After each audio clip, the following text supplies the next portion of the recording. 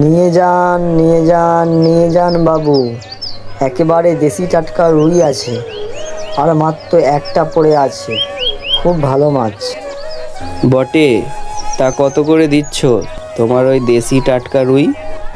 একদম বাবু, একদম একদম 180 টাকা করে। একেবারে টাটকা ধরা মাছ। ঠিক আছে, ঠিক আছে, তবে 80 নয়, ওই 70 করে নিও।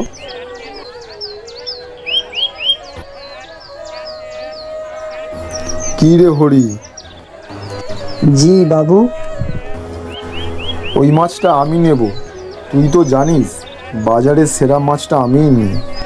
আচ্ছা বাবু, ঠিক আছে। এই ঠিক আছে মানে? মাছটা নিয়ে আমি দাম দর করলাম, আর তুমি শেষে এসে বলছো মাছটা তুমি নেবে? এই হরি, মাছটার কীরকম দাম আছে রে? আমি 180 বলেছিলাম, উনি 170 দিচ্ছেন। শোন হরি, আমি তোকে 200 দিচ্ছি, মাছটা আমাকেই দে।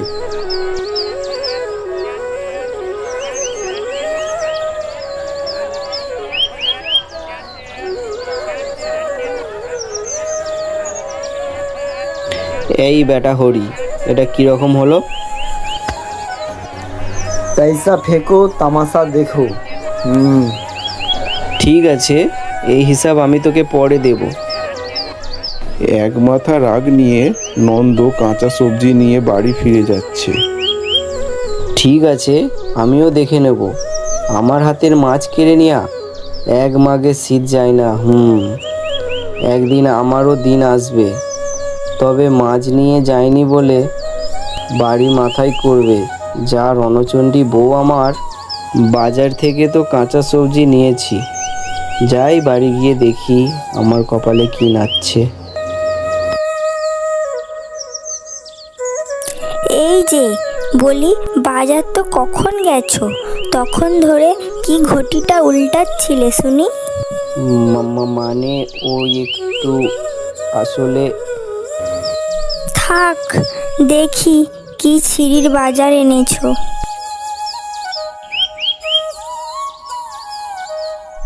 বলি, এই এই মিংসে, তোমার মাছ কোথায় গেল? এক গাদা সবজি নিয়ে এসেছো? শোনো না, শোনো না লক্ষ্মীটি, আমি মাছ কিনতে গিয়েছিলাম তো, কিন্তু আমি তোমার আর একটা কথাও শুনবো না। সেই বিয়ের পর থেকে আমার হাড় মাছ জ্বালিয়ে এক করে দিল। শোনো না, শোনো না গিন্নি, আমি মাছ আনতে গিয়েছিলাম। আসলে নন্দর বউ তার কোনো কথা না শুনে বাজার করার ব্যাগটা নিয়ে ঘরের ভেতরে চলে গেল, আর নন্দ সেখানে মন খারাপ করে দাঁড়িয়ে থাকলো। তুমি তো আমার কোনো কথাই শুনলে না। নন্দ আসলে কাজের মধ্যে তাদের গ্রামের সুবর্ণ খালে নৌকা ফেরি করে বেড়ায়, আর সেই উপার্জনের টাকা দিয়ে তাদের সংসার চলে। সারা বছর ওই খালের মধ্যে জল থাকে না। নদীর জল বাড়লে ওই সুবর্ণ খাল পরিপূর্ণ থাকে, আর পাশের গ্রাম থেকে মানুষরা খুব সহজেই খাল পার করতে পারে, এই গ্রাম থেকে অন্য গ্রামে পৌঁছতে পারে। বউটা আমার কোনো কথাই কানে নিল না। কথা শুনলে তো আসল কথাটা খুলে বলবো। রাগে গজগজ করতে করতে চলে গেল।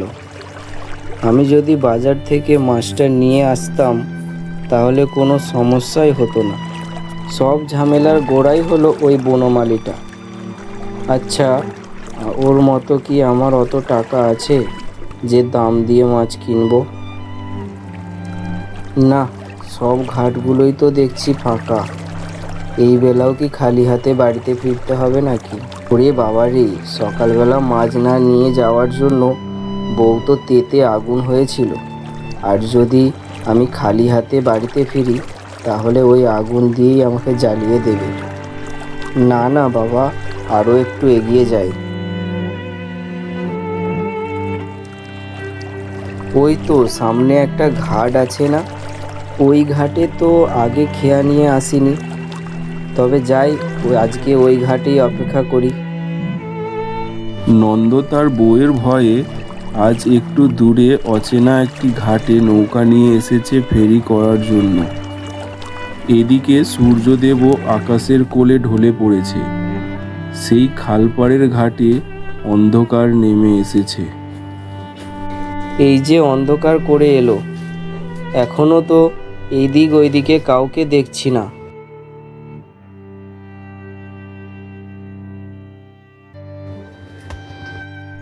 আমার রান্না তো প্রায় হয়েই এলো, কিন্তু সেই মানুষটা এখনো বাড়ি ফিরলো না।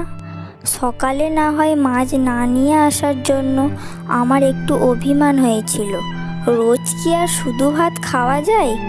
সেই যে কোন সকালবেলা মানুষটা বেরিয়ে গেল, এখনো তার ফেরার সময় হলো না। মানুষটার আবার কোনো বিপদ হলো না তো?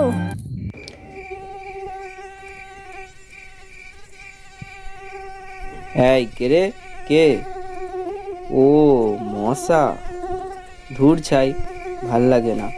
বেশ শান্তিতে ঘুমাচ্ছিলাম, বেটা মশা এসে ঘুমটা কেচিয়ে দিল। এ কি, একজন ওখানে দাঁড়িয়ে আছে না?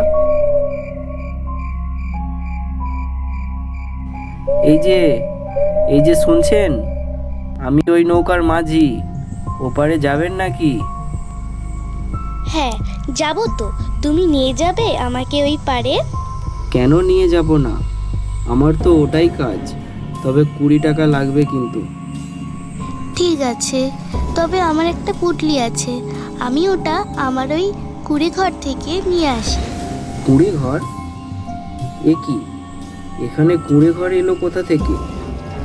আমি ঘাটে এলাম তখন তো কিছু ছিল না। এই যে শোনো, কে তুমি? কি তোমার পরিচয়?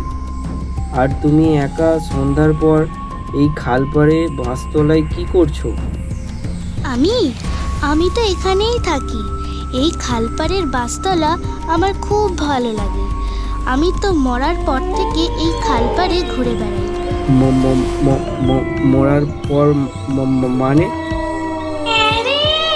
মরার পরেই তো এই ঘাটে কেউ আসে না, তবে আজ দেখি একটা নৌকা পাড়ে দাঁড়িয়ে, তাই তো তোর ঘাড়ে চেপে ওই পাড়ে যাওয়ার স্বাদ হলো।